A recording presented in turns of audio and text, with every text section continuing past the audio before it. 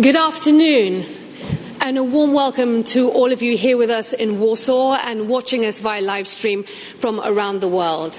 I am Aisha Sasay, and it is my great honour to moderate this important conversation, bringing together leaders and champions to raise urgently needed funds for those directly impacted by the invasion of Ukraine.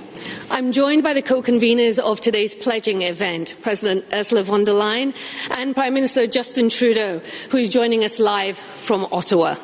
We're also joined by President Andrzej Duda. And we have with us Hugh Evans, CEO of the advocacy organisation Global Citizen, which mobilised a worldwide social media rally just yesterday to galvanise support for Ukraine. And later, we'll be hearing from Ukrainian President Volodymyr Zelensky, who sent us a special message from Kyiv. I also want to mention some special guests, friends from Ukraine, who just very recently were welcomed to Poland. They are from Kyiv, they're from Kharkiv, from Dnipro. They are mothers, they are daughters, grandmothers and sons. They are displaced, but they are not discouraged. And we are here for you today. Now, before we begin our programme, I'd like to invite Your Excellencies, my esteemed colleagues in the press and our guests to please join me in a moment of silence in remembrance for the lives lost since the invasion began and in recognition of all refugees and displaced people around the world.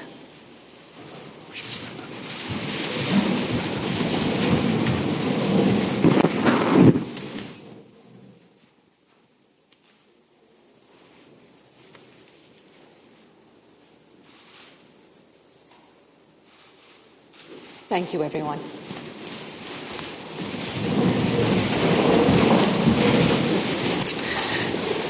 Madam von der Leyen, President of the European Commission, you are the co-convener of today's pledging event, and I'd like to thank you for your leadership and ask you to open the floor first, please. Yes, thank you so much. It's wonderful to be here with you, Hugh, with you, Mr. President, with you, Justin. Wonderful to have you here. Indeed, I was yesterday in Kyiv and I visited Bucha. And there are no words for the horror I've seen in Bucha, the ugly face of Putin's army terrorizing people.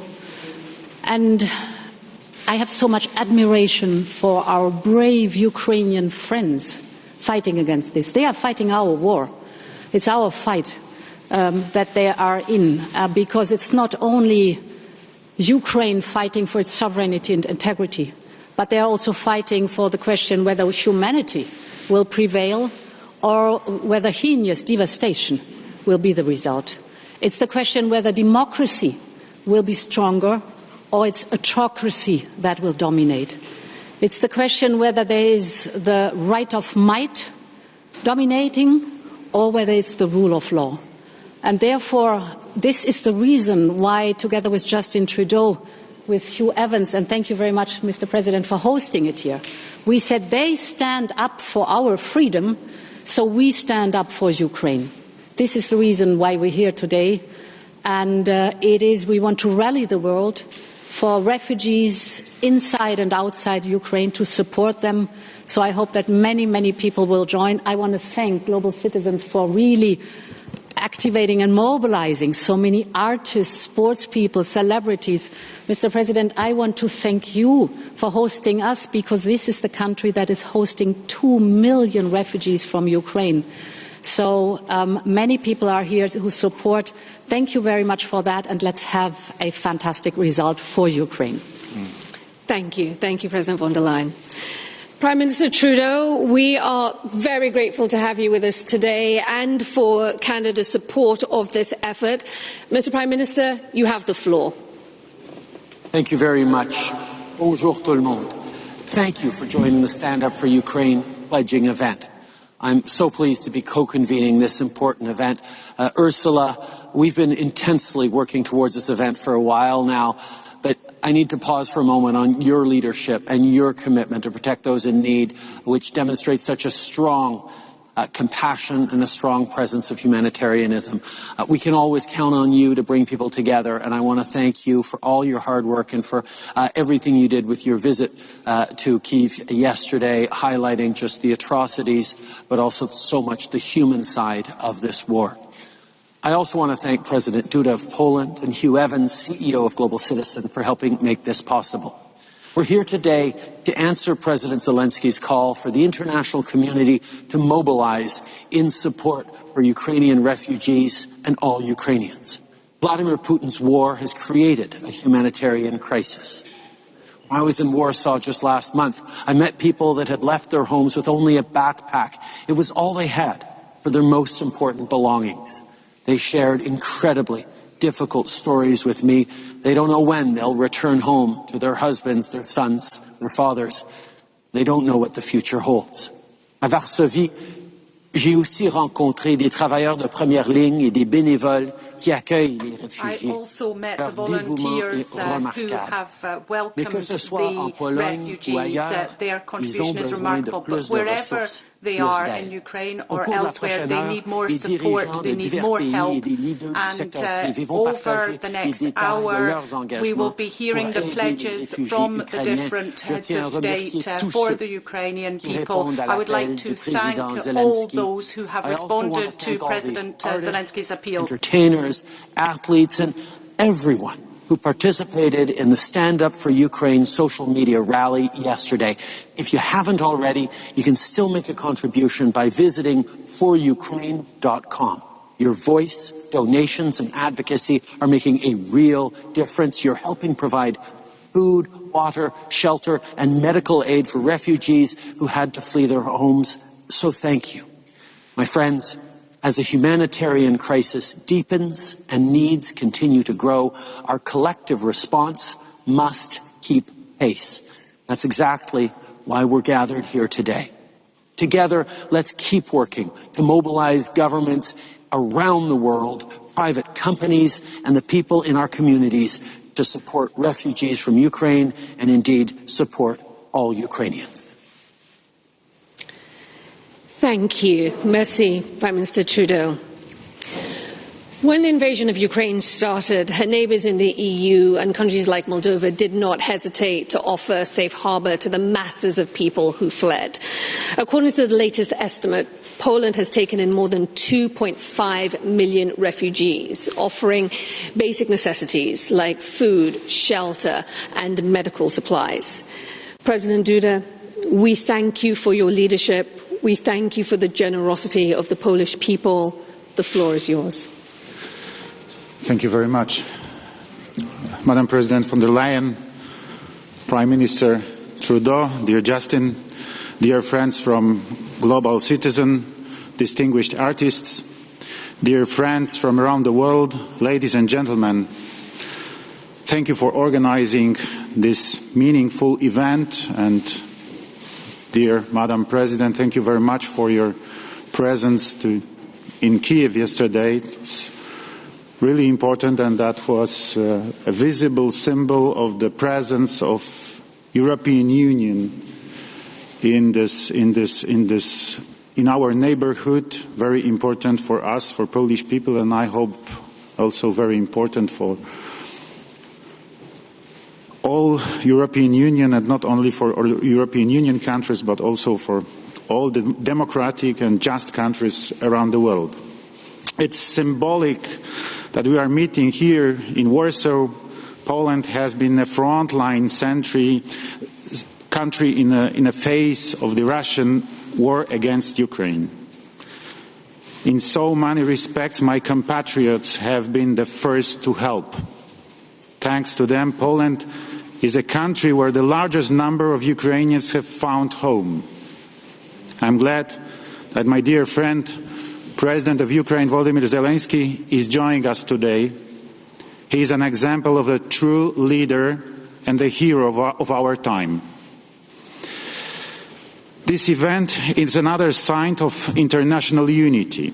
We all support the same values: peace, freedom, democracy, and the right to self-determination. Today we stand up for Ukraine But at the same time, Ukraine has been standing up for us. Ukrainians are fighting not only for their freedom, but also for ours. Today, we are supporting millions of Ukrainian refugees and people in need. Above all, we are sending a message to every single Ukrainian in the cities and villages under siege. A message of hope to the brave Ukrainian soldiers, heroes defending their country from the aggressor.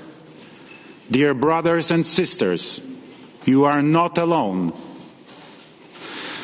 Much has been done.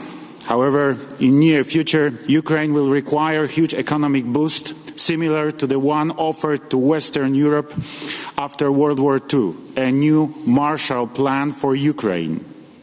This is why today's initiative is very much appreciated. I'm glad that the Polish government, with its partners, is planning to follow up and organize an international donors conference for Ukraine.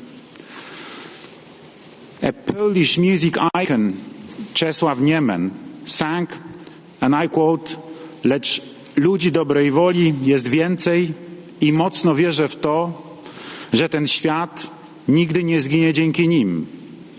But there are more people of goodwill, and I do strongly believe that this world will never die thanks to them. End of quote.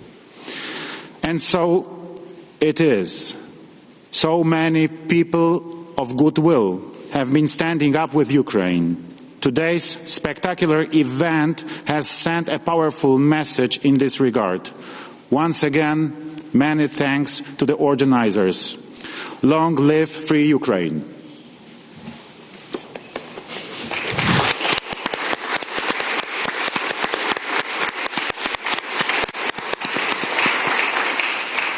Thank you, President Duda.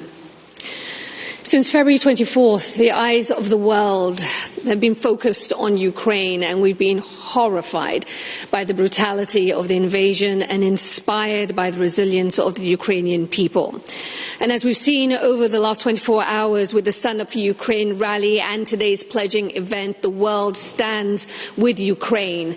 Let's hear now from President Zelensky.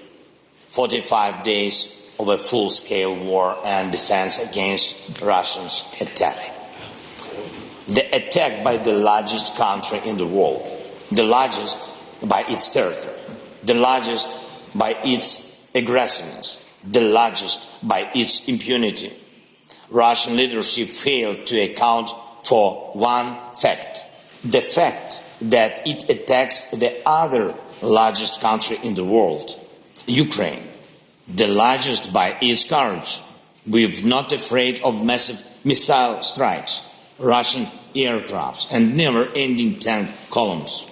Ukrainian courage has inflicted heavy losses on the Russian army, which has already lost more of its soldiers than during the previous decades of regular wars. Ukrainian courage has already united the whole democratic world. Millions of people in different countries are witnessing our courage. The people from different countries know about our bravery. It shall always be remembered in history.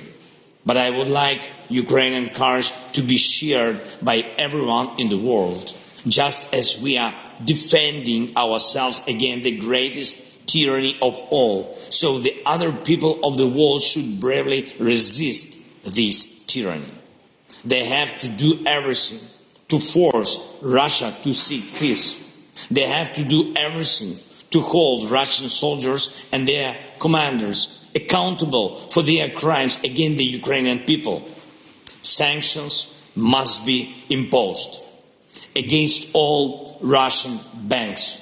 Russian oil embargo must be imposed. The Russian war crimes machine should be denied its capacity to act. Vital assistance should be provided to Ukraine. We have asked for weapons. We've asked for financial assistance. We have asked for support to Ukrainian migrants, for those 10 million people forced by Russia to flee their homes. The democratic world had the power to help. Ukrainian courage deserves respect. Convince your politicians. Stay with Ukraine. Stay with freedom. Stay with bravery.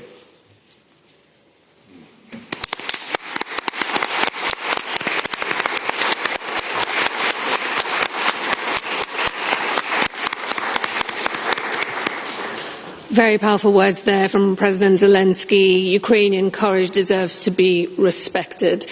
And as we've heard, this is a fight for democracy over autocracy.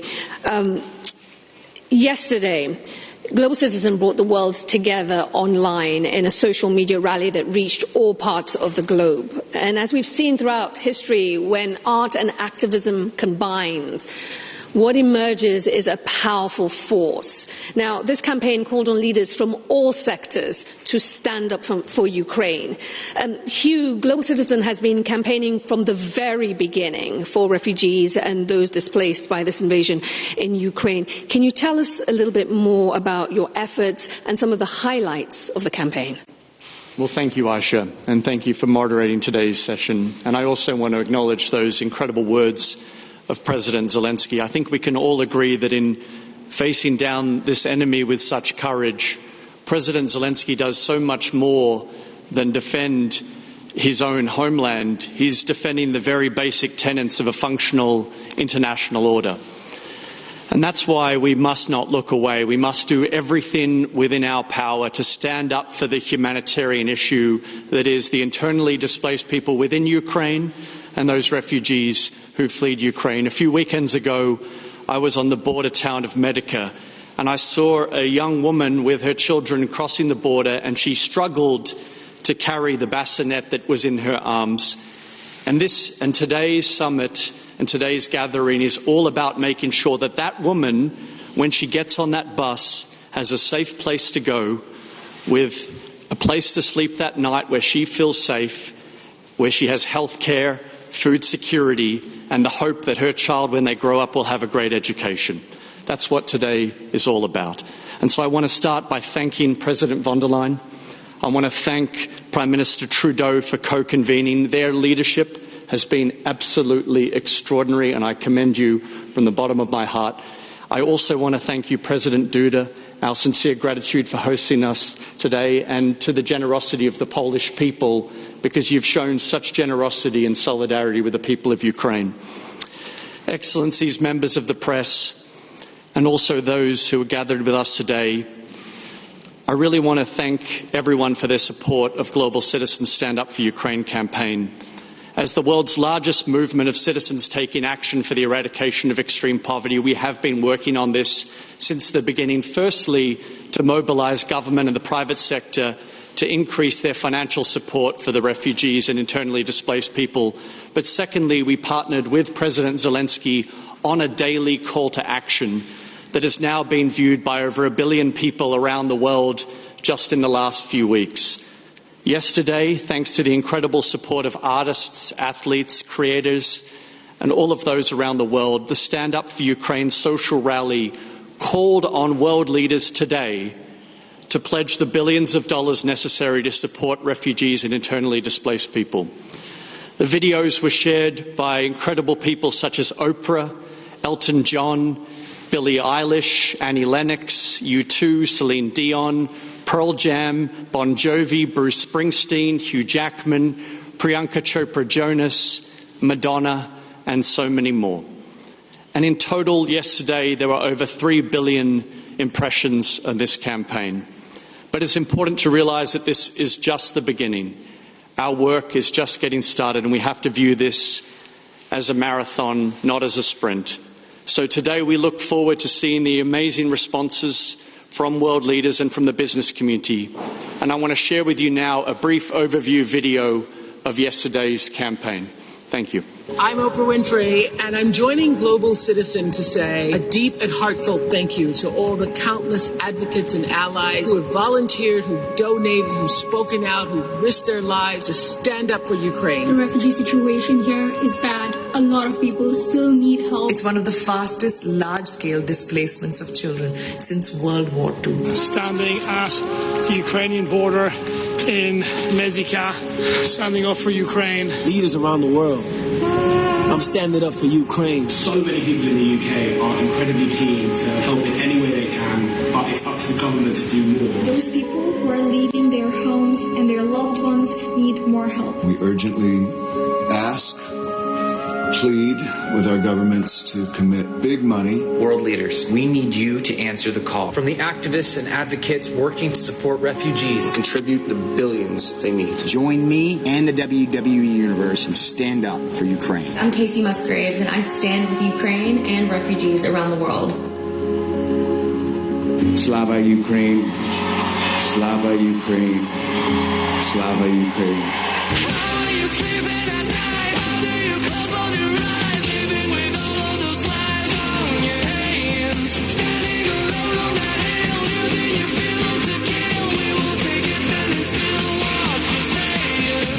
All that you can't leave behind, not gonna leave it behind. No, not gonna leave it behind. No, not gonna leave it behind. Not gonna leave it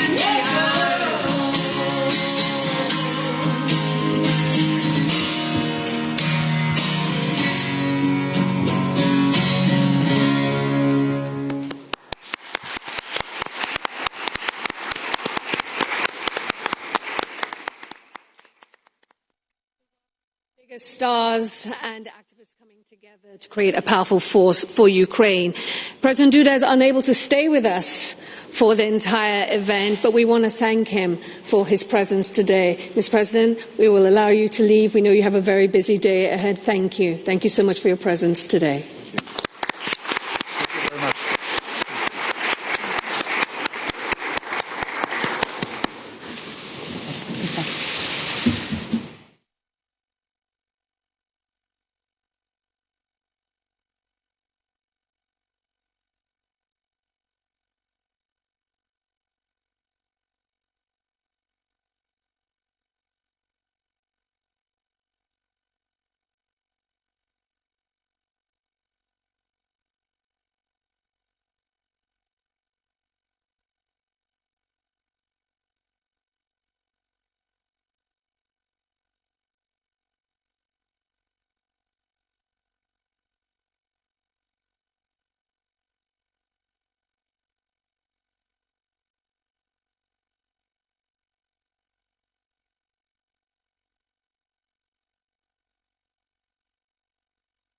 Climate justice and political activist. Originally from Kiev, she recently fled to Warsaw.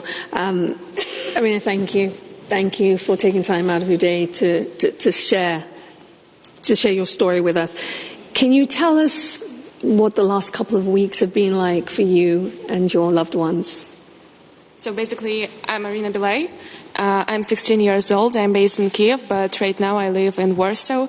I fled my country and I fled my city due to war, initiated by Putin, but still fueled, by whom? But by some of those who are sitting right now with me at the same table, and with those who are also hearing me right now and watching me right now. The war didn't start at 24th February, and you have to understand it. The war started 8 years ago. And Russia invaded Ukraine 8 years ago. And all these 8 years, the world was completely fine with fueling this war, with having business with Russia, with this cruel regime, with bloody regime. And for me, as a Ukrainian, and for other Ukrainians, it was not a surprise that the war hit. We were preparing in some way for it. And because we know that the world now is based on a system which makes people lower than profit, and money goes over. That's why this business was going on. And the system now is empowering autocracies. That's why we knew that the war will hit. So, Irina, help us understand how important it is to get these pledges now and the difference that will make. You know that I'm a climate justice and political activist for 3 years, and I started my way when I was 13 years old, because I saw this world is literally burning, and we are all okay with it. We are all ignoring it. we are all doing or just ignoring or doing some fake actions. And we're not trying to uproot this system. We're only trying to solve the consequences. And we're here now also about it. Well, Irina, we thank you for capturing the passion and just summing it up as, you know, as this war impacts you and your loved ones and so many there in Ukraine. President von der Leyen, to turn to you. Europe has come together in an unprecedented way to support those coming from Ukraine to the bloc. You've activated the protection mechanism and offered direct support to Ukraine itself. Can you tell us a little bit more about those efforts to date, you know, as you stand in solidarity with Ukraine? Yes, indeed. I mean, there are 4 million people that fled Ukraine right now in the European Union, and there are 6.5 million people within Ukraine who fled the war, and they need help. They need help. They need urgently help. Here in the European Union, it means that we've immediately triggered the protection for them that gives them citizens' rights. So from day one on, access to schools, to housing, to health care, and of course to the labour market. But of course they need much, much more. They need support. The member states are doing an outstanding job. It's phenomenal. The NGOs are working on the ground. The communities, the local communities are outstanding in receiving the refugees. But as I said, more is needed, and any pledge will help a refugee here in the European Union, but also, and this is so important, any pledge will help a person that is internally displaced, so lost their home because of the bombing and shelling of Putin's army within Ukraine. Yesterday, when I spoke with President Zelensky, he urged me again to, first of all, ask for pledges for Ukraine refugees in Ukraine, but also to be very clear for those who had to flee Ukraine that they are welcome here. It's wonderful to have them here, and we want to give them shelter and support and help as much as possible. But President Zelensky was also hoping that pretty soon you might be able to come back and help rebuild the country. What I want to say is that Europe stands by your side, and I know Justin Trudeau, I've spoken with him many times about it. Justin Trudeau, fully determined also with Canada. We stand by your side, be it now in the times of war, be it with the refugees, but most importantly, after this war has been won by Ukraine, for the time for reconstruction and rebuilding the country. So our motto is really Slava Ukraine. Thank you, Madam President. Prime Minister Trudeau, turning to you now, this crisis has once again shone a light on the unimaginable circumstances that women and girls find themselves in times of conflict. And this conflict is really, again, reminding us of the unique challenges that women and girls face in these moments: separation from their families, gender-based violence as a weapon of war. All of these things come into play. So let me ask you this. In your view, what interventions do we need right now to deal with this issue in the context of Ukraine, but more broadly, how do we tackle this issue of gender equities? Thank you so much. First and foremost, one of the things we've seen in so many different contexts over the past years, whether it's the climate crisis that I thank Irina for bringing up, whether it's the COVID crisis, or whether it's Vladimir Putin's illegal war in Ukraine, women and girls and the vulnerable get hit disproportionately hard, but are also a disproportionate level of the solution we need to bring forward. We need to make sure that looking at the horrors that are coming out of Bucha, the use not just of violence against civilians, but of sexual violence specifically against women as a way of trying to crush the Ukrainian spirit, the Ukrainian identity.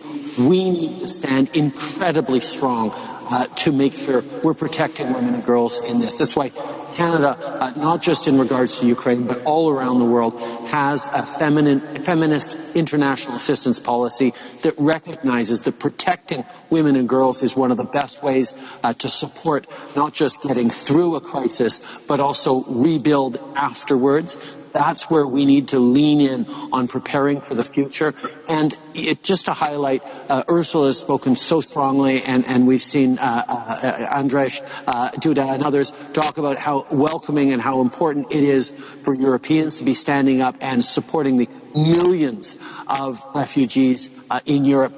But I've spoken with leaders from around the world who recognize that this crisis is having impacts around the world, either directly on humanitarian sides, but also in standing up for the rules-based order, the principles, the UN Charter, sovereignty of countries. This is a time for all of us to be standing together and doing the right things, and that is why I'm so glad to be representing the world as we co-convene this conference with Ursula. Mr. Prime Minister, thank you. Thank you for that important context there.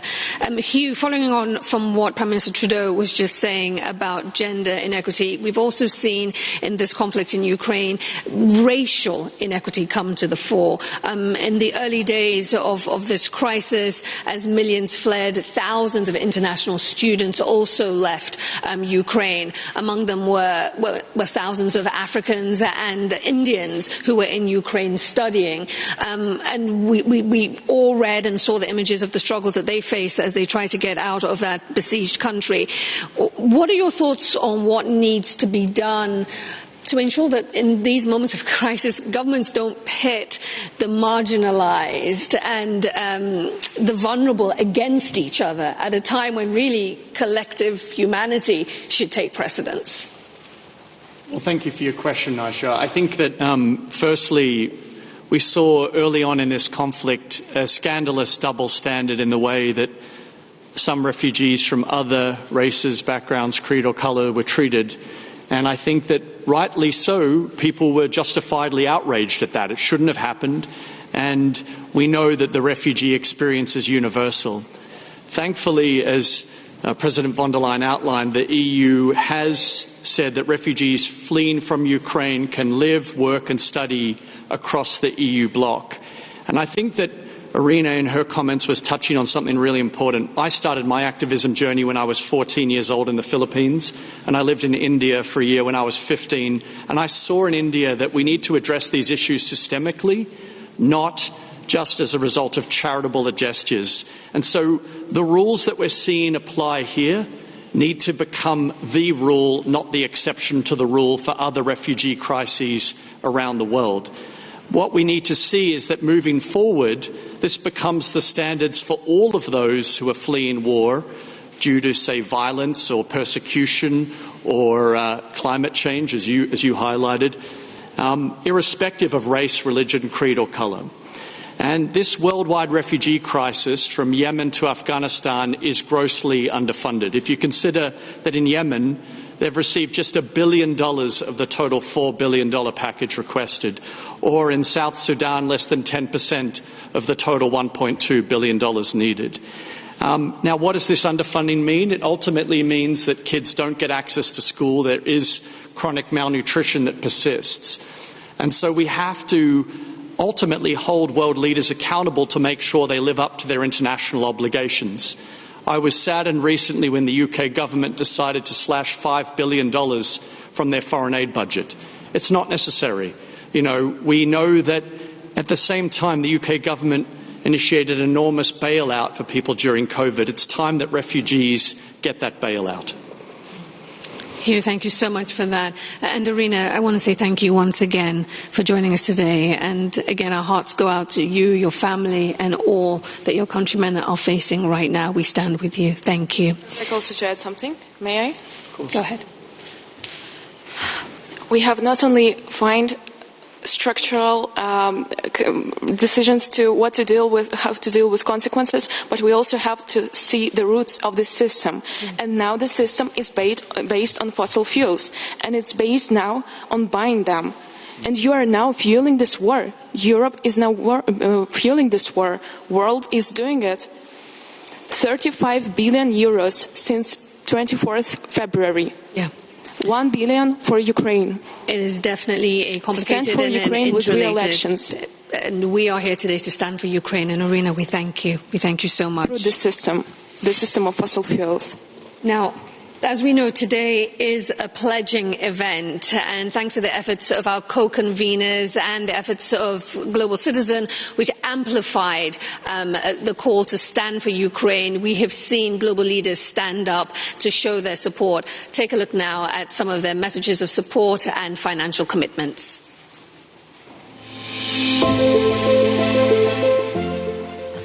As impossible as it might seem, war has returned to Europe. We witness terror, death and destruction. We hear and see increasing reports of unspeakable war crimes against civilians. 4 million people are fleeing while they can in speed unknown in previous crises. We need the world to stand united to stop the war and help Ukraine face a terrible humanitarian emergency. I am very proud that the European Union responded to the Russian aggression quickly and united. Today we are pledging an additional almost 1 million euros through the International Committee of the Red Cross and World Food Programme, and also as an in-kind assistance for Ukrainian refugees in Moldova, Slovakia and Poland. We stand in solidarity with Ukraine. Luxembourg stands up for Ukraine too. My government is fully committed to helping those fleeing the horrors of the war in Ukraine, be they in or outside of Ukraine. So far, we have been able to help over 4,000 people that have fled the war in Ukraine to find temporary and safe home in Luxembourg. As Belgian government, we have decided to budget 800 million euro to be able to support Ukraine and Ukrainian refugees, going from temporary shelter in Belgium to humanitarian aid in Ukraine and its neighboring countries. At this very moment, Belgian trucks are on the road to Ukraine with medical assistance and food. We will continue our efforts as long as needed. Belgium will not leave anyone behind. These are times for solidarity, courage, and kindness. We all hope for peace, but until then, we stand up for Ukraine. Rozhodli jsme se nyní uvolnit další pomoc ve výši 200 milionů eur. Bude mířit k lidem, kteří museli kvůli válce opustit svůj domov. Budeme nadále pomáhat také přímo na Ukrajině. You have our full solidarity. Therefore, Germany has pledged an additional 425 million euro in humanitarian and development assistance for Ukraine and its neighbors, plus 70 million euro for medical supplies through the European Civil Protection Mechanism. Germany stands with Ukraine and side by side with all of you. Croatia pledges another 100 million euros in assisting Ukrainian refugees that we shall be receiving in our country. In these dire times for the Ukrainian people, we will continue our support, our solidarity, and our help in these moments when we are standing by Ukraine and Ukrainians. По многобройни начини нацията ни изказа своята съпричастност към народа на Украйна. Бяха организирани редица концерти, изложби, мирни шествия и демонстрации. Ето защо имаме пълната увереност, че сме готови да посрещнем и да се погрижим за още хора в беда. The international community and the EU, including Malta, have welcomed refugees fleeing from Ukraine with open arms and supported the basic needs of those suffering from the consequences of war. But we know that much more can be done. Sweden will support Ukrainian refugees arrived in Sweden with 300 million euros. I am glad and proud to be part of the campaign Stand Up for Ukraine. Slava Ukraini. Today, we commit to providing an additional 1 billion euros in loans to our member states to support the longer-term needs of refugees and their host communities. We are proud to be part of the Stand Up for Ukraine campaign and join forces with others to stand up against this war and to contribute for peace in Europe. We stand ready to do more, in solidarity with our Ukrainian friends, whose invincible courage in adversity inspires us all. As millions of Ukrainians flee their homes, seeking safety, we cannot be paralyzed by horror. We must live up to the exemplary bravery and resilience of the Ukrainian people. Our plan is to make available by end of 2023 an additional €4 billion of financing. We will work on this together with trusted partners and friends in Poland and other EU member states to cushion the impact of this unprecedented humanitarian crisis. I thank the organizers of the Stand Up for Ukraine campaign. Iceland is ready to do more, and the people of Iceland stand with the people of Ukraine.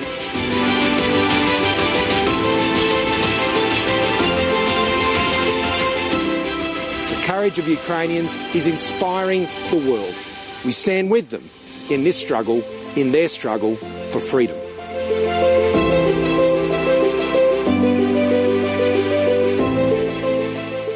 This is why we join the efforts for peace and also for humanitarian aid, because we have to support the victims of this absurd war. And I repeat, do everything so that immediately the people stop suffering. A fraternal hug from Mexico. To all those fleeing the violence, you are not alone. Around the world, we feel a strong sense of responsibility to help. The United States remains committed to doing our part.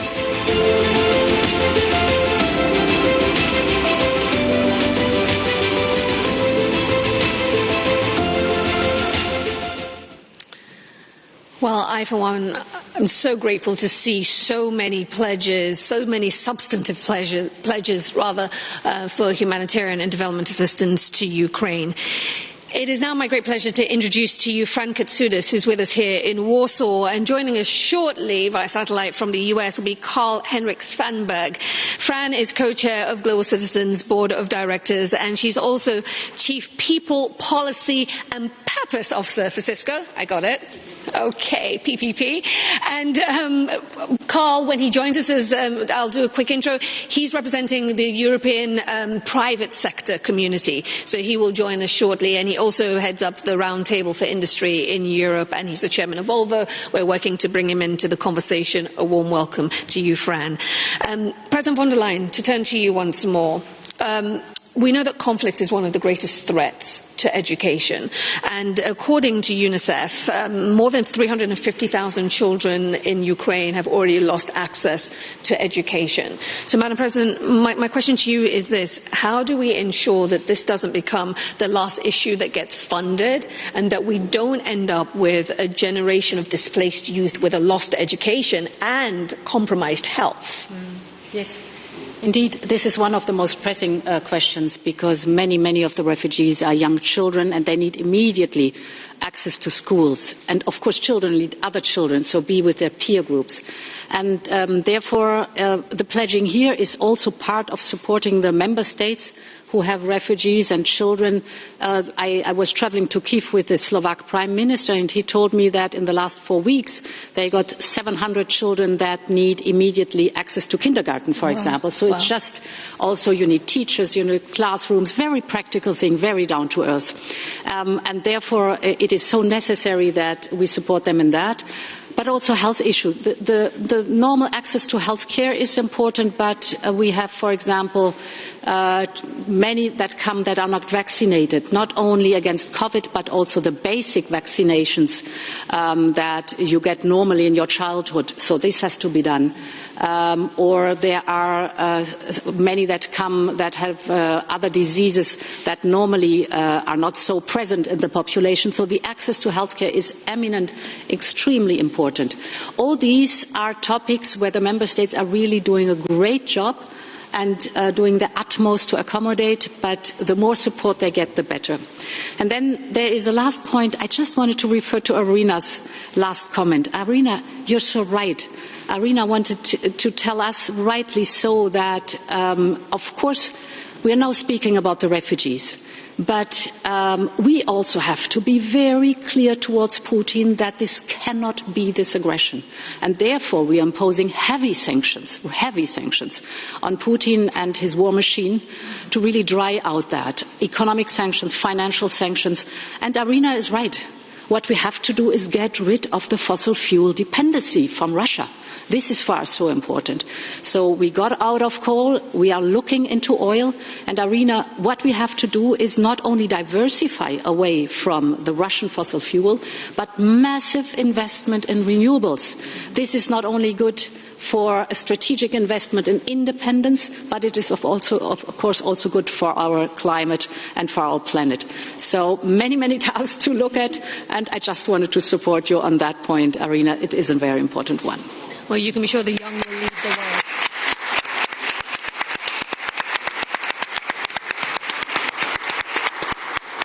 We are always grateful for the bravery of the young, and here that's what Global Citizen is all about, activating these young voices to get involved. I want to talk to you about something specific, Hugh. Even before the invasion began, we know that global humanitarian aid budgets were already being strained, that not just humanitarian aid budgets, but development budgets as well were under severe strain after 2 years of the COVID-19 pandemic. I've got to ask you, again, considering this is one of the core drivers of Global Citizen's work, how will this invasion impact efforts to reduce poverty and hunger, and what must governments do? Thank you, Aisha. So I think, firstly, it's important to acknowledge that during the pandemic alone, 120 million people were pushed into extreme poverty as a result of COVID-19, even before this invasion occurred. And we know that hunger has been on the rise in the last 4 years. We know that climate change continues to be one of this generation's greatest challenges, I believe, alongside the challenge of ending extreme poverty. And we also know that right now in Ethiopia, they're suffering from one of the worst climate-induced droughts in decades. This was all before the invasion, and the invasion is going to exacerbate these currently existing challenges. At the same time, because governments are facing so many competing pressures, as we're talking about, pressure to invest in this or this, I think the question we have to grapple with is this is really not a question of wallet, it's a question of will. Because we've seen how governments can rally in times of crisis. We saw it during the pandemic where trillions of dollars were invested when it was necessary. And I would argue right now it's absolutely necessary to invest into the United Nations Sustainable Development Goals, because we're then investing in the future of women and girls, we're investing in the future of our planet, and we're investing in everyone's shared prosperity. And that's why I'm really proud to work alongside Prime Minister Trudeau and President Ursula von der Leyen, because I think these are world leaders who exemplify big tent foreign policy rather than zero-sum thinking. I think we need to encourage leaders that really encourage a big tent philosophy, not a zero-sum game where one person's benefit is another person's loss. This is a world where we have adequate resources. We need to allocate those resources accordingly. And so I believe now is the time to double down, and as we head towards really ongoing efforts to mobilize global citizens around the world, this intersection between democracy and the eradication of extreme poverty has been stronger now more than ever. We need to really uphold and support world leaders who invest in the future of our planet. Hugh, thank you so much for that. Thank you.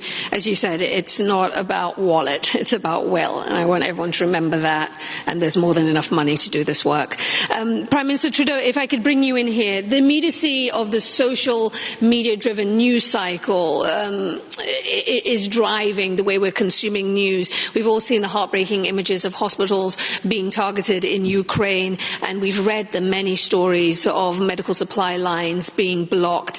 We know that the sudden and the significant flow of refugees has put strain on healthcare systems. So I want to spend a moment and focus on that and get your thoughts on how conflict impacts healthcare systems and what must international governments do.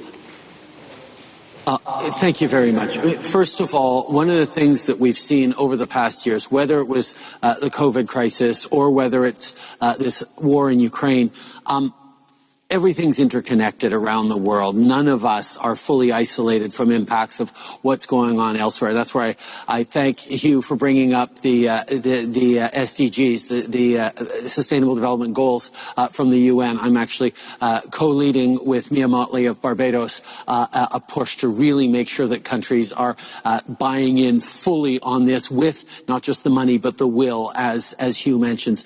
But we need to respect and understand that the focus that Putin has had on impacting civilian infrastructure, whether it's the train station we saw recently, whether it's civilians in Bucha, or whether it's maternity wards or hospitals, there is a deliberate attempt to cause as much long-term damage as possible to the Ukrainian people, and that is where the world does need to continue to stand up. Obviously, we need to be there to help heal the war wounds right now, but we also know there will be young people, as Ursula talked about, impacted for decades by the violence, by the horrors of war.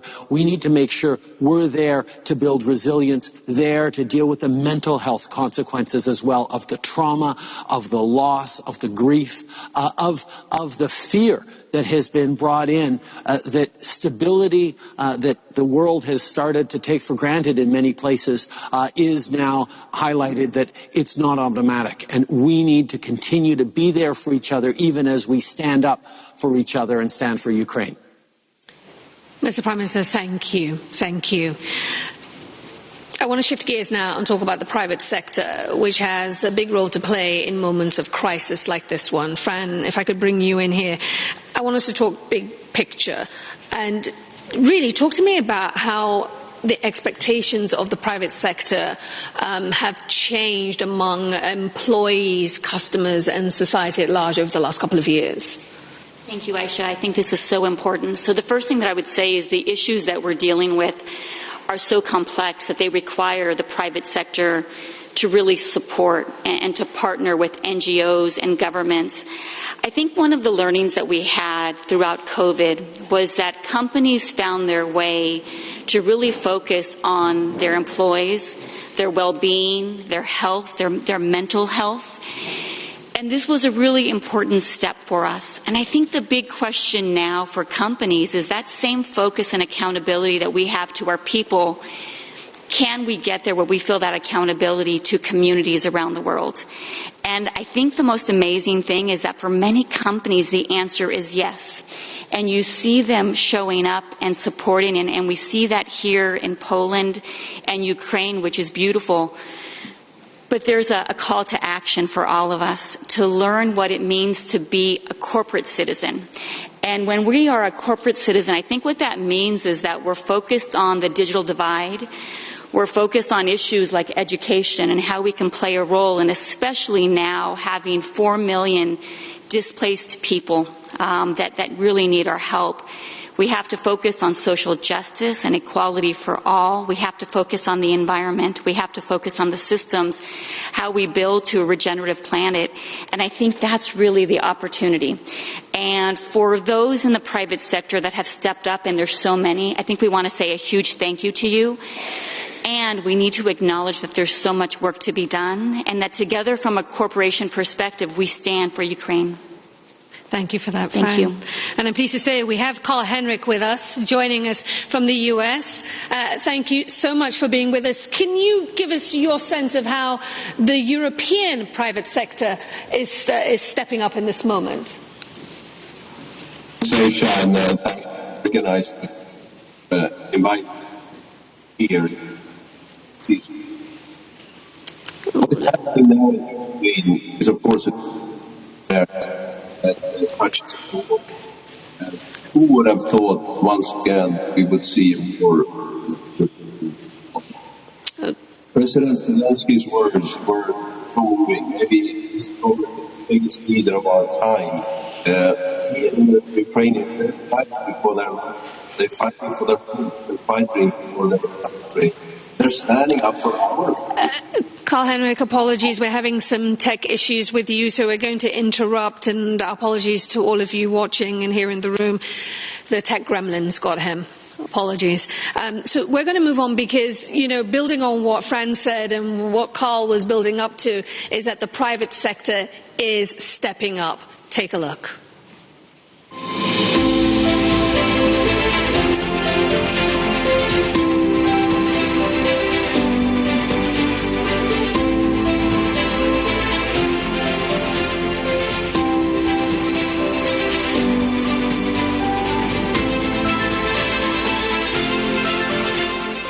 Google.org and Google employees have so far provided more than $35 million in cash and in-kind donations for humanitarian relief and refugee support. We're also providing the International Rescue Committee with grants and a team of 11 Google engineers working full-time, pro bono, to provide vital information for refugees like accommodation, documentation, and more. The tool is already available at unitedforukraine.org, and there's more to come. We deeply appreciate your partnership and your leadership in this epic work.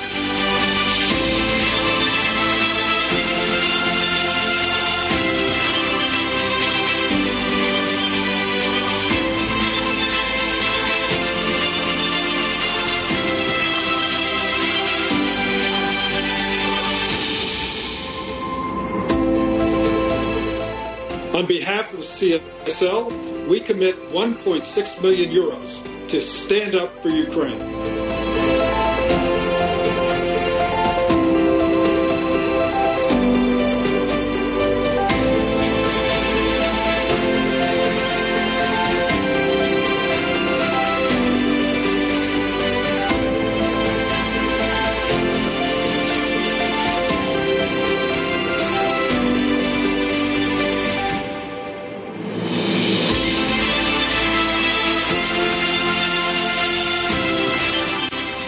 Sanofi is proud of its response to the urgent need for vaccines. In a record time, we have donated close to 300,000 vaccines for Ukraine as well as 3 neighboring countries.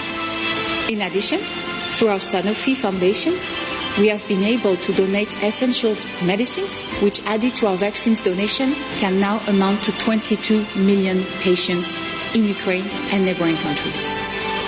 We've also been proud to contribute with cash donations amounting to 5 million euros, and we are now continue to stand up for Ukraine to play our part with all the partners.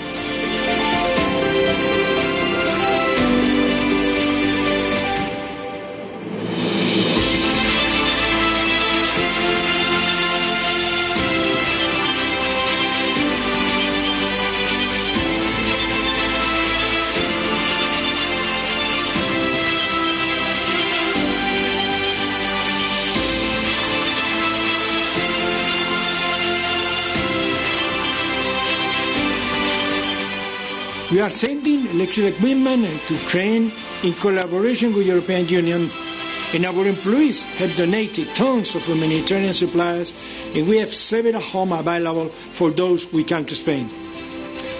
And I can announce today a further donation of 1 million euros to international organizations. Iberdrola is and will remain committed to help. As you see, there are a whole host of private sector companies stepping up, Coca-Cola, Verizon, Delta, all making significant pledges. Thanks to them and also to Fran and Karl-Henrik for sharing their perspective. Thank you. All right, shifting gears once more. About a month before the invasion started, Victoria Romanska, who's joining the conversation now, started an open source startup. But like so many other people, the conflict quickly put a stop to her efforts. So Victoria and her team shifted gears and decided to focus on creating one of the first refugee centres here in Warsaw. And today they have 5 locations that are operating here in Warsaw and in nearby Radom, if I'm right. We actually had a chance to visit one of the locations earlier this morning, and they are doing truly incredible work. More than €500,000 have been raised for refugees, thanks to the effort of Team Ukraine Love. Victoria, thank you for the work you do. Thank you for being here with us. The whole world is watching. The whole world is listening. So let me ask you this. What do you want everyone to know about the people you're helping here in Poland? First of all, thank you very much for coming, and I would like you to look around. You're today in a room with strong, smart, incredible women who had to get away from war, who had to be dislocated and be present and carry this niche of supporting Ukraine from the outside. Over here, besides the refugee houses, besides the enormous, more than 400 tons of humanitarian aid, which was supported and sent to Ukraine, we are actually supporting as many refugee houses as it's possible. We have already started making the schools for Ukrainian children and Polish one in order to bring the equality, as there is no difference between the children. They are all ours. It is very important to highlight that, guys, we are union. And of course, with every single bombing, they are taking away the leftovers of our Soviet past. And with every single child being educated on the territory of European Union, we're becoming more united. And all of those children will come back, will build stronger, better Ukraine on those ruins of our past. I do believe that pledging summit is very important, since amount of work which we are currently doing it's so little. I'm coming every single day. I'm speaking to those women, and I know that there is a lot of work to do. So yes, if we can support by simple donation, by simple story, it's the list what is possible to do today. Thank you for inviting me to speak. You're welcome.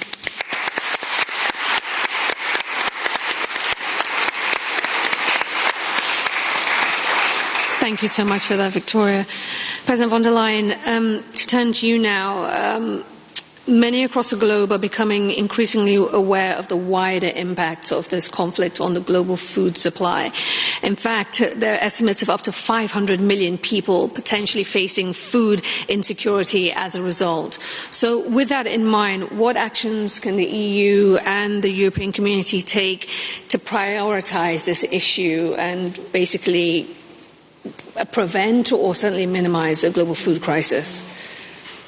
Yes, indeed. I mean, besides the incredible human suffering that this war brings along and the unbelievable atrocities that we see, there are knock-on effects, for example, on global food security. Ukraine is basically the wheat chamber of the world. And now it is becoming more and more difficult for the farmers in Ukraine to sow and to have the next harvest. And if you see the figures, how many countries in the global south, for example, are dependent on the export of wheat to their countries from Ukraine, it's a very, very serious problem. And it is even more serious because yesterday the Prime Minister, Denis Shmyhal, told me in Kyiv that Putin's army is now systematically bombing warehouses where grain and wheat is stored. Or, for example, Ukraine needs to export the wheat by ships, usually. So he's blocking these ships in the Black Sea, therefore increasing the pressure on the food system. So the first thing that we've offered is, listen, Ukraine, then take the land route, and we will create so-called green corridors, that these transports for wheat can go along through different borders. It's a longer land route, but at least get the wheat out and get some income in without any difficulties through these green lanes. We do everything possible to support the Ukrainian farmers who need everything to sow, that they can do their work under very difficult circumstances because of their safety. But they are willing to risk their life, really, to produce the wheat that the world needs. We are giving now 2.5 billion euros into the global food security, but I know more will be needed. Because if I look at the numbers, I mean, Ukraine is a major part of the World Food Programme, for example. So this is one of the ugly knock-on effects of this horrible war, and one more reason to do everything to end this war. Madam President, thank you. It's such an important point she's making. I was listening to the BBC and they were saying the conflict in Ukraine is impacting Egypt because they depend on bread and they're not able to get the wheat, and so prices are going up. So these are the ripple effects. They go right across the world, and that's why we all need to stand for Ukraine and take this seriously. Prime Minister Trudeau, to double down on what Madam President was just saying, the World Food Programme had already warned that 2022 would bring catastrophic hunger, and that I'm also learning, and this I didn't know, that Russia and Ukraine account for 12% of all food calories. So to have these countries now mired in conflict and their importance to the global food supply chain, what do countries need to do? What does the international community need to do to bolster hunger relief efforts, particularly to vulnerable regions? Yeah, thank you. First of all, this just emphasizes once again what a terrible, horrific mistake Vladimir Putin made in choosing to launch this war. Because not only is it causing horrific impacts on Ukraine, on Europe, but as you say, it's affecting the world. In my conversations in terms of pulling people together for this pledging conference, but also just gathering support for Ukraine through the UN and elsewhere, my conversations with leaders in South America, in Africa, in Asia, across the global South, there is a deep, deep concern that the energy insecurity and specifically the food insecurity that is being compounded, that, as you say, was already there for this year, but is going to get so much worse, requires us all to stand up and work together, supporting organizations like UNICEF and particularly the World Food Programme that is heavily dependent on wheat from Ukraine, to try and replace that. And countries like Canada that can continue to grow and grow more will need to do that to compensate. But it's going to be a very, very difficult year. And I think that it underlines how important it is that, yes, we act to support people now in concert, in working together, but also that we understand that global instability, that attacks like this on the sovereignty of another country, conflicts wherever they happen around the world, have an impact that goes far beyond just the people and the civilians in the line of battle.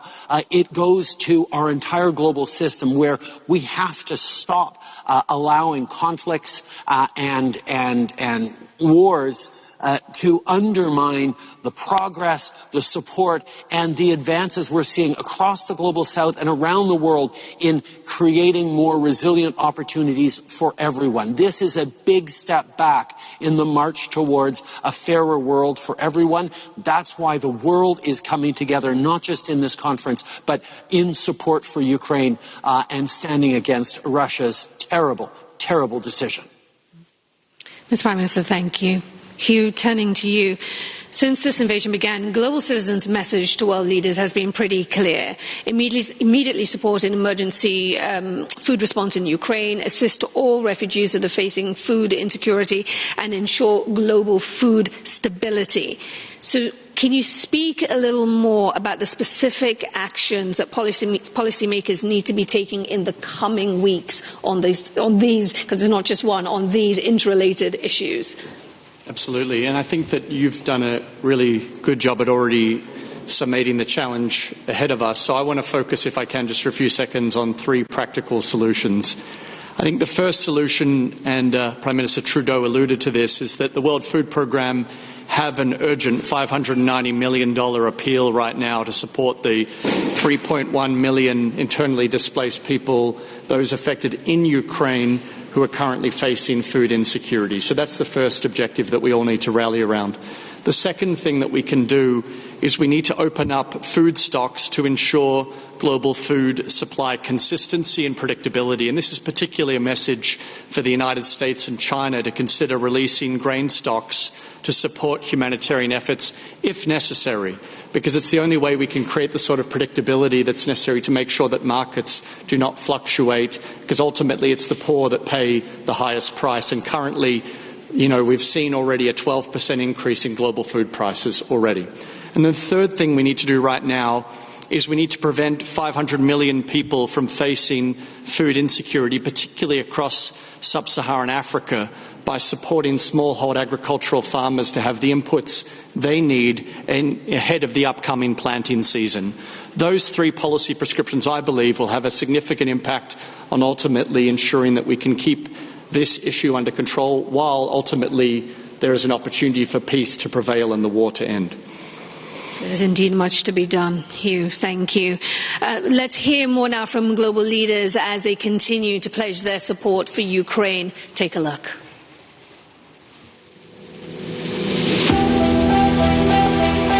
We also pledged to direct all REACT European Union funding available to Ireland amounting to more than €50 million to humanitarian purposes. In addition, with our European Union partners, we will continue to treat Ukrainians as if they were European Union citizens. We must also look ahead. When the war is over, we should rebuild what was destroyed and make it better for the heroic people of Ukraine. We will not look the other way. In the last 2 weeks, the government has set aside new funds to help Ukrainian refugees meet their everyday expenses. This means food, medicines, school equipment. Overall, we've allocated roughly €500 million to support Ukrainians arriving in Italy and €110 million in financial assistance to the Ukrainian government. My country is ready to participate in the Ukraine Solidarity Fund and other future multilateral efforts to help Ukraine. Today, I call on every country of the free world and all their citizens to join forces. We must all act united to stop the war. We help in kind with truckloads of humanitarian goods and protective equipment. We host an ever-growing community of displaced Ukrainians. So far, 50,000, including particularly vulnerable groups, such as orphans and patients with severe medical needs. But in the end, what the Ukrainian people desperately need and what they deserve is peace. I would like to assure our Ukrainian friends that everyone fleeing the war will continue to find a safe haven in Hungary. I would like to announce a fresh and symbolic financial commitment of €100,000 to support the humanitarian work undertaken in Ukraine and neighboring countries by the relevant agencies of the United Nations. Denmark will continue to do everything we can do to support the people of Ukraine and your fight for freedom and peace. I speak for all of Denmark when I say we stand by you and we believe in Ukraine. Slovakia commits €530 million to stand up for Ukraine. Slovakia stands in solidarity with Ukraine. And as a loyal neighbor, we want to help both refugees fleeing the war as well as the internally displaced persons in Ukraine. Those fleeing the war need a vision for their future. We pay special attention to the integration of the refugees. We provide Ukrainian children easy and quick access to schools and education. Like this, we help them integrate our society. These children get skills that they will need in Ukraine in the future when they will be rebuilding Ukraine. This week we made a national budget decision to further allocate €700 million for helping Ukrainian refugees in Finland. Ukrainians will withstand this tragedy, and once the war is over, they will rebuild their beautiful country with our help. We stand with Ukraine. We admire the resilience and resistance of the Ukrainian people. We are now welcoming Ukrainian refugees to Norway. My government is working hard to make sure they are received and settled in a good, decent and hospitable way. Norway stands up for Ukraine, as we all should. Millions of people have been displaced, either within Ukraine or forced to live as refugees. Alleviating the impact on them is one of our main priorities. Today, we pledge €1 billion of support for these innocent citizens whose lives have been turned upside down. We commend the immense solidarity shown by Ukraine's neighbors. We stay ready to further support them according to their needs and in close collaboration with the EU. Estonia has donated over €1 million in direct humanitarian aid, and today I pledge 100,000 more.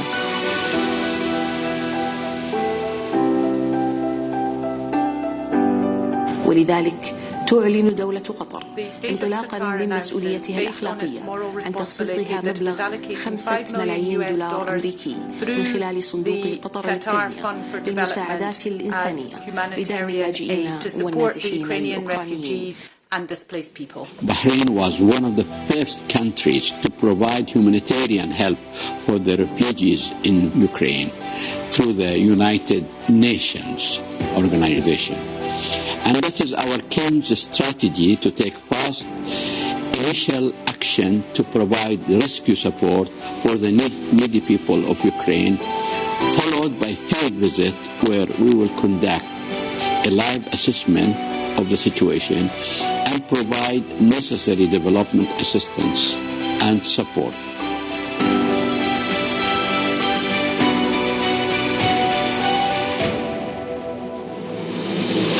Japan commits to provide $300 million in financial assistance, relief goods, and humanitarian contributions, as well as receiving displaced people. Stand up for Ukraine. The call has gone out to the world to stand for Ukraine, and many of our leaders are answering, and we are grateful for that. As we begin to conclude our program today, Hugh, let me bring you in here in this moment to share some of your takeaways from what you've seen and heard over this past hour, and your thoughts on what needs to happen next. Let me start by saying a huge thank you to our co-conveners, President von der Leyen and Prime Minister Trudeau, for your leadership. We wouldn't be here today without your extraordinary ability to reach out to the world and bring everyone together. So I think they deserve a round of applause. Thank you.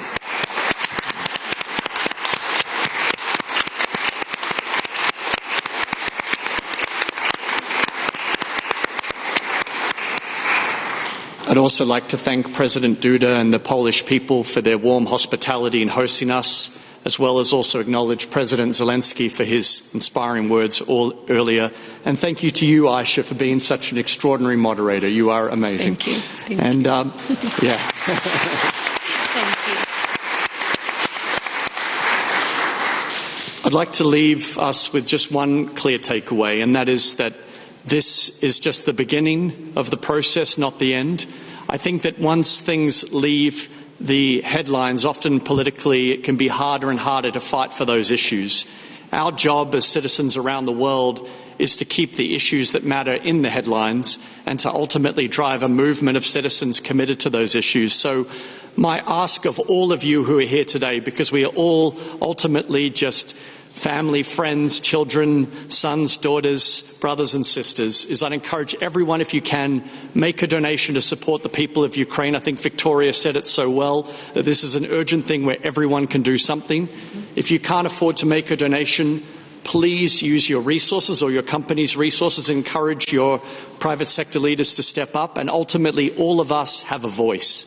So use your voice to keep this issue of the urgent humanitarian crisis facing the people of Ukraine and for refugees all around the world front and centre, because ultimately these are the values of global citizen that ultimately we stand for, and I hope all of you will stand for in your own lives. Thank you so much. Thank you, Hugh. Thank you.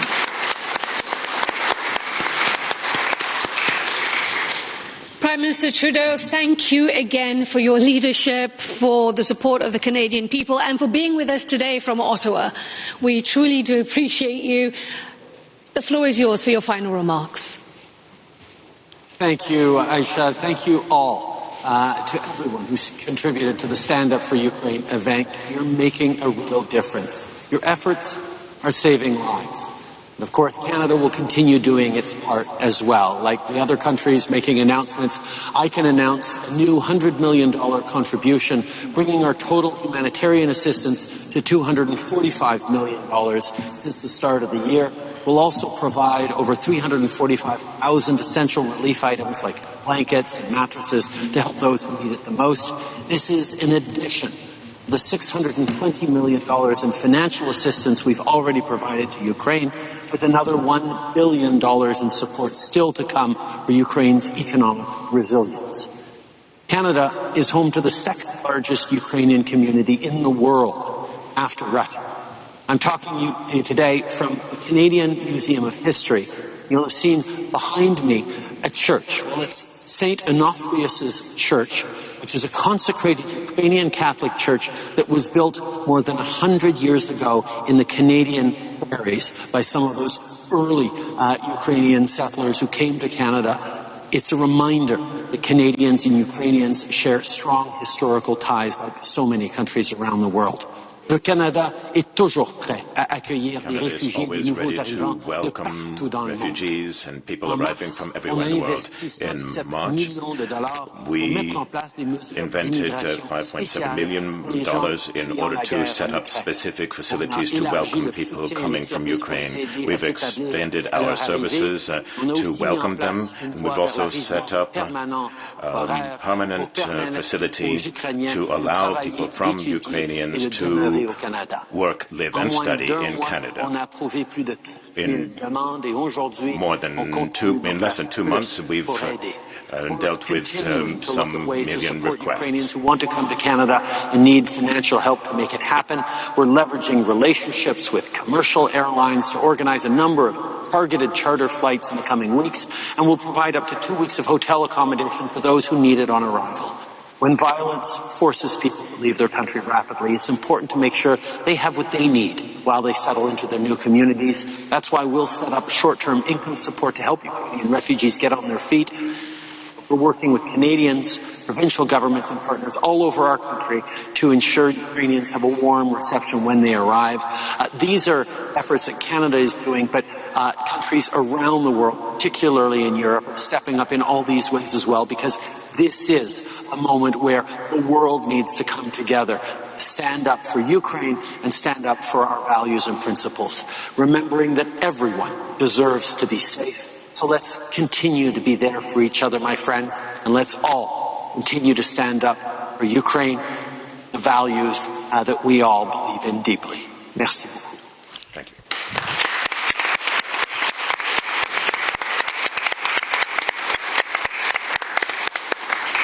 Merci, Mr. Prime Minister, and thank you again for the wide-ranging support you continue to provide to Ukraine. President von der Leyen, thank you for everything you and the EC have done to make today happen in support of those impacted by this invasion. I'd like to invite you now to share your final thoughts. Thank you so much, Aisha. Thank you very much for a splendid moderation. Thank you very much.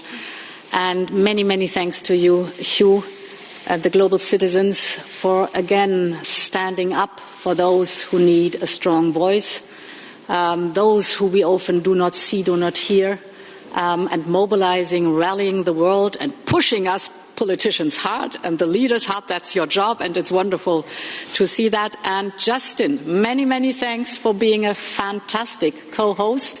Wouldn't have been possible without you. And thanks for your determination.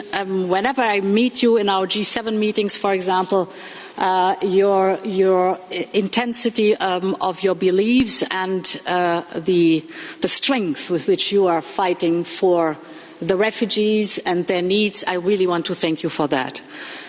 And when I look into this room here, I know there are many refugees here in the room.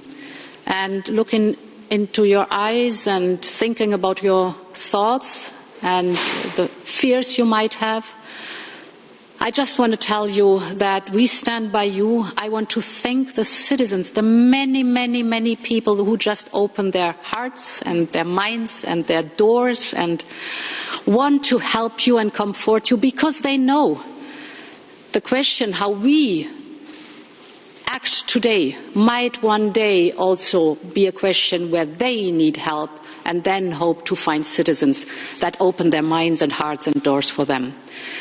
And therefore, thank you all for stepping up for Ukraine. I'm very curious what the pledges will bring. And you've seen many, many European leaders that have pledged for their country. We always speak of Team Europe. These are the 27 member states and the European Commission. So we'll see what the 27 member states have pledged. But I can only announce today for the European Commission that we want to pledge 1 billion euros.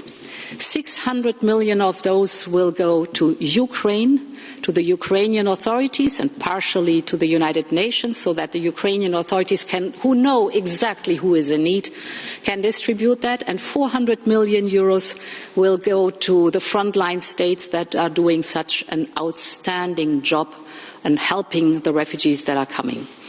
And the final tally, I think you are the boss. No, you are the boss. You are the president. I'm definitely not the president. Am I supposed to? Okay, let me have a look at the figures I see. So, whoa. We have finally, the world has finally pledged 9.1 billion euros through this campaign, and in addition, the Commission working with EBRD adds another billion for the IDPs in Ukraine. This is fantastic. So 10.1 euros, and if you say that in dollars, it's even more.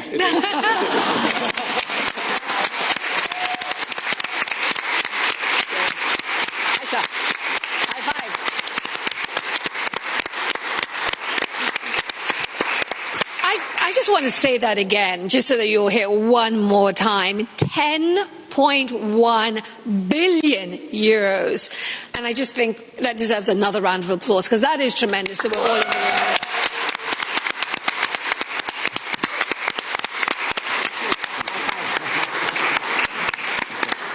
Thank you. Thank you once more. Excellencies, members of the press, and our friends from Ukraine, I want to say thank you. Thank you for being with us here today. Thank you for your time, for your support. To our friends from Ukraine, I want you to know that we will continue to stand with you. As you said, these moments, they fall from the headlines, but we will continue to stand with you in this moment. To end our pledging event today, we wanted to end with a song. This was a song that was written 50 years ago by John Lennon, but performed in this moment by his son, Julian Lennon. And it's a song that symbolizes light at the end of a tunnel. So please enjoy Julian Lennon and Nuno Bettencourt performing Imagine.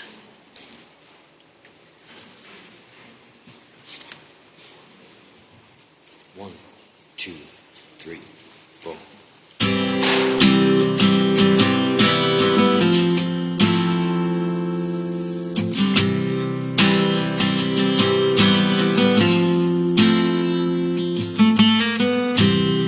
Imagine there's no heaven. It's easy if you try. No hell below us,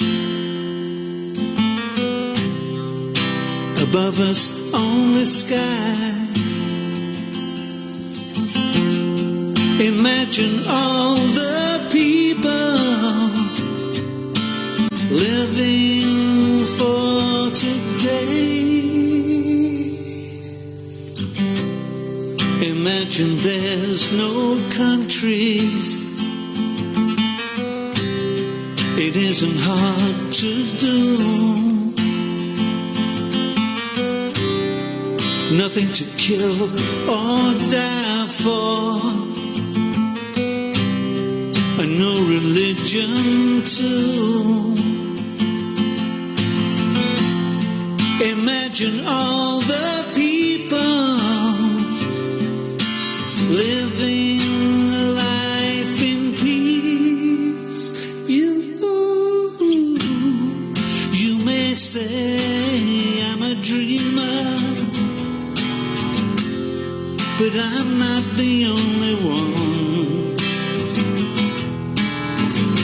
I hope someday you'll join us, and the world will be as one. Imagine no possessions. I wonder if you can. No need for greed or hunger. A brotherhood of man. Imagine all the people sharing all the world. You may say I'm a dreamer, but I'm not the only one. I hope someday you'll join us, and the world will live as one.